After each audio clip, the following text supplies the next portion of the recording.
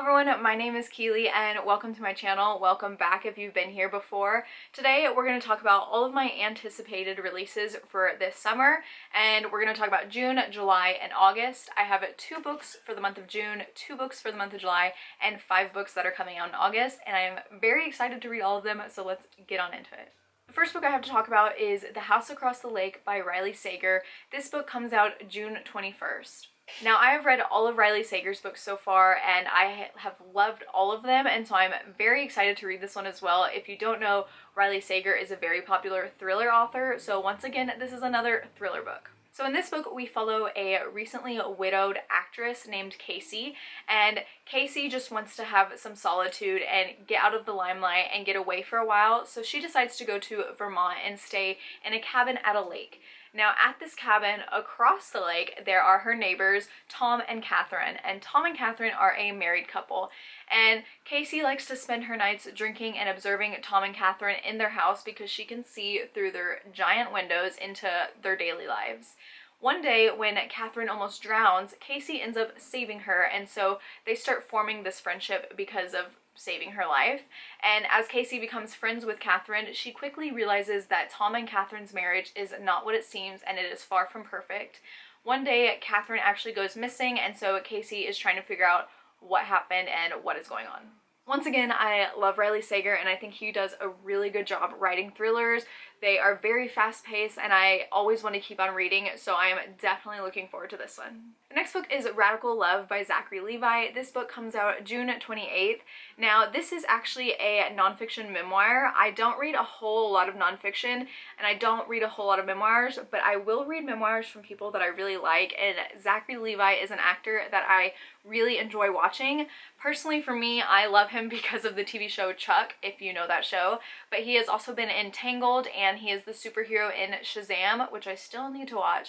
But I have loved Zachary Levi for years, and so I definitely want to read his memoir, and hopefully he gives like some little insight into the TV show Chuck. The next book is actually a horror book, and that is What Moves the Dead by T. Kingfisher, and this comes out July 12th. So this book is actually a retelling of Edgar Allan Poe's The Fall of the House of Usher. So we follow a retired soldier named Alex, and when Alex gets word that his childhood friend Madeline is dying, Alex rushes to the House of Usher to try to see what he can do. When he gets to the house, he is just met with a nightmare of fungal growths and just gross, disgusting things, and he also quickly realizes that everybody in the House of Usher are kind of creepy. There's some weird things going on. For example, Madeline sleepwalks and she talks in strange voices at night, and her brother Roderick is actually consumed with like this illness of nerves, whatever that means. And so Alex must unravel the secrets of the House of Usher before it consumes them all.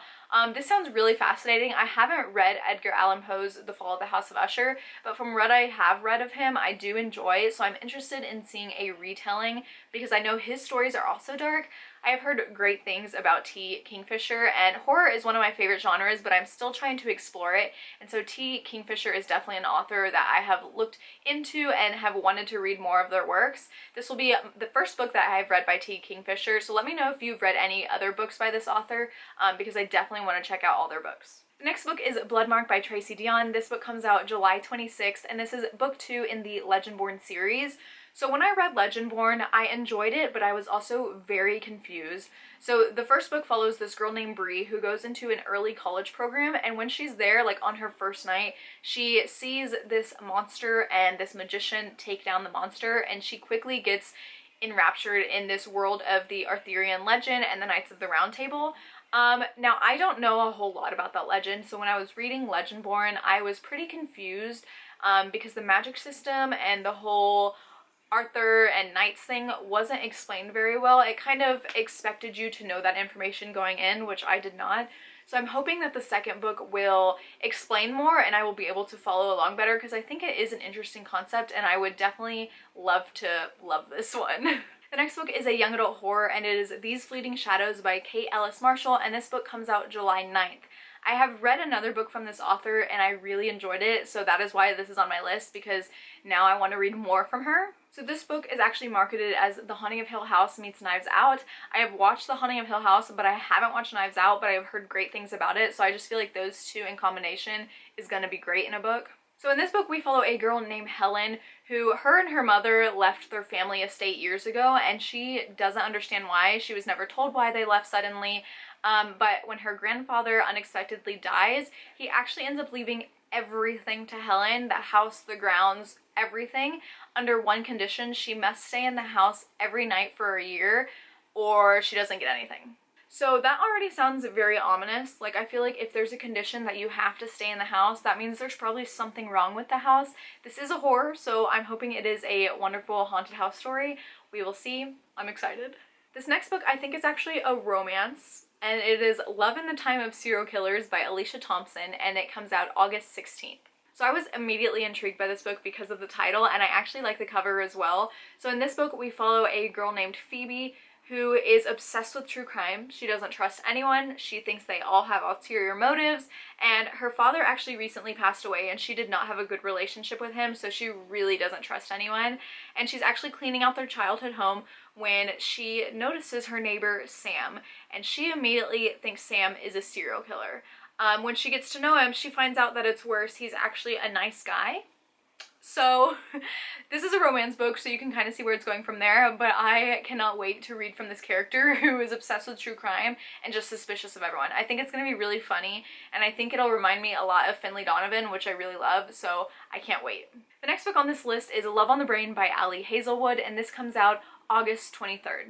Now, Ali Hazelwood, if you think the name sounds familiar, is the author of The Love Hypothesis, which is one of my favorite books this year and one of my favorite romances. I absolutely loved it, so of course I'm going to read anything she comes out with. So the simple explanation of this book is about a girl named B who is forced to work on a project with her nemesis. So this book is also set in STEM, which I think is a really great addition to romance books, and I'm excited because it sounds like it's going to be enemies to lovers. This next book, I actually remember hearing about it on TikTok months and months ago before it ever got picked up by a publisher, and I remember following the author because I was like, that book actually sounds interesting, and it is called Lark by Alex Astor, and it also comes out August 23rd. So the concept of this book is actually so interesting.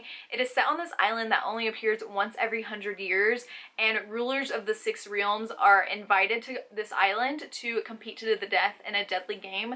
I love books about deadly games, and I think it is so intriguing too that this island only appears every 100 years. I haven't read a whole lot of books like that, if any, and I will read anything with a deadly game.